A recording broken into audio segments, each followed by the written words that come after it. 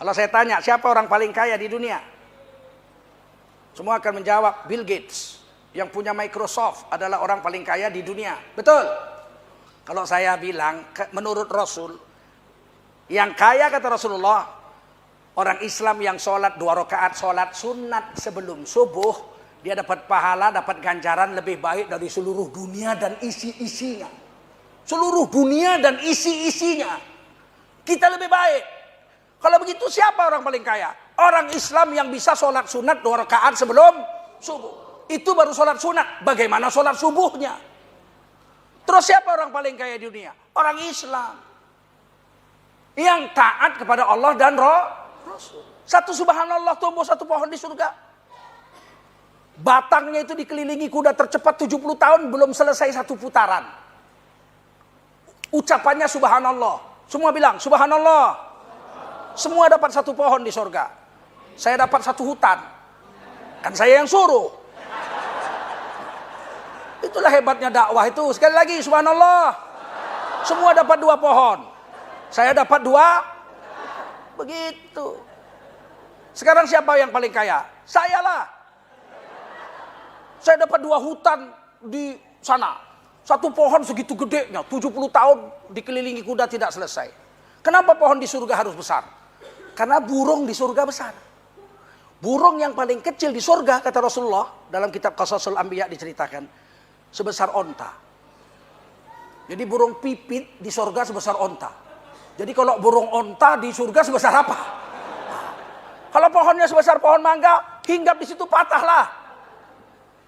Betapa indahnya Islam. Betapa perlunya kita merubah pikiran kita untuk yakin pada Allah.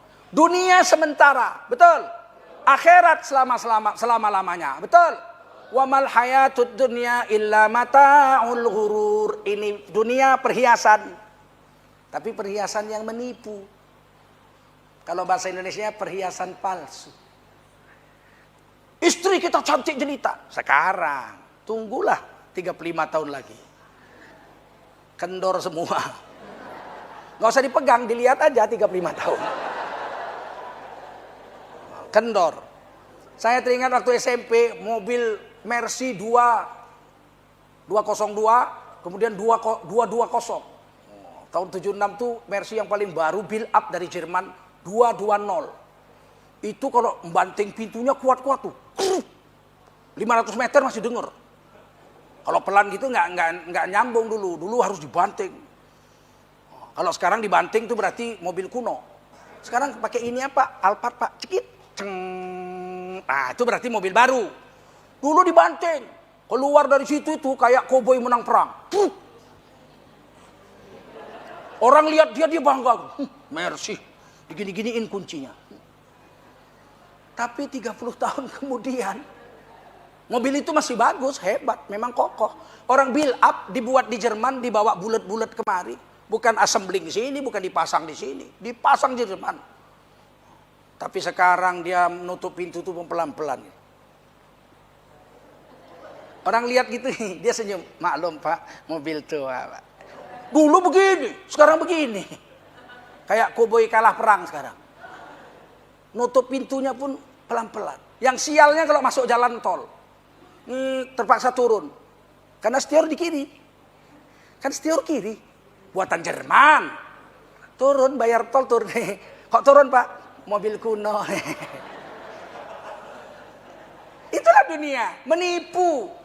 Nggak sampai 30 tahun sudah malu kita pakai dunia itu. Paham? Tapi kalau akhirat 30 tahun, ya Allah. Ibu zikir satu subhanallah tumbuh satu pohon. Kalau 30 tahun Bu berapa lebar. Kalah perkebunannya Sinarmas sama ibu. Sinarmas saya dengar cuma 5 juta hektar. Cuman 5 juta hektar.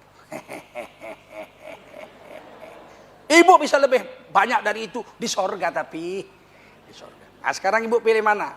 Miskin di dunia kaya di akhirat atau kaya di dunia kaya di akhirat?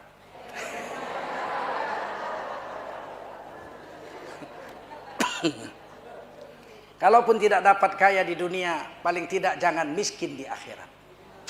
Kalau dunia ini udahlah begini-begini aja lah. Dunia ini kalau Allah mau kasih kita jadi kaya, tanpa usaha pun kita bisa kaya. Percaya nggak? Kalau Allah mau jadikan kita miskin, biar harta kita banyak, kita tetap miskin.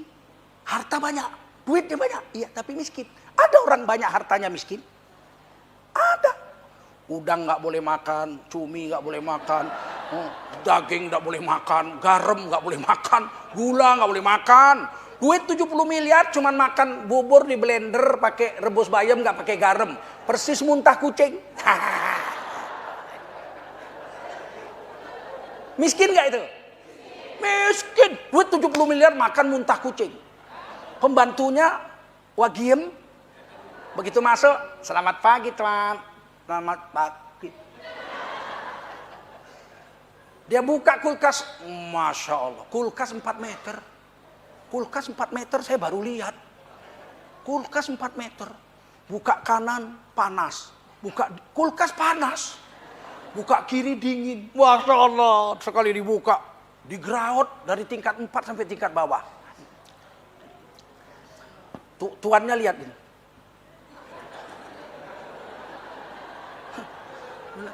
Kue ya 6.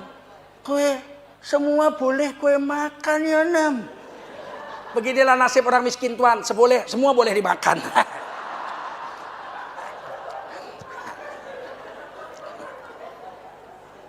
Terus ngapain kita harus menjual agama, menggadaikan harga diri kita demi untuk dunia yang seperti itu? Iya enggak?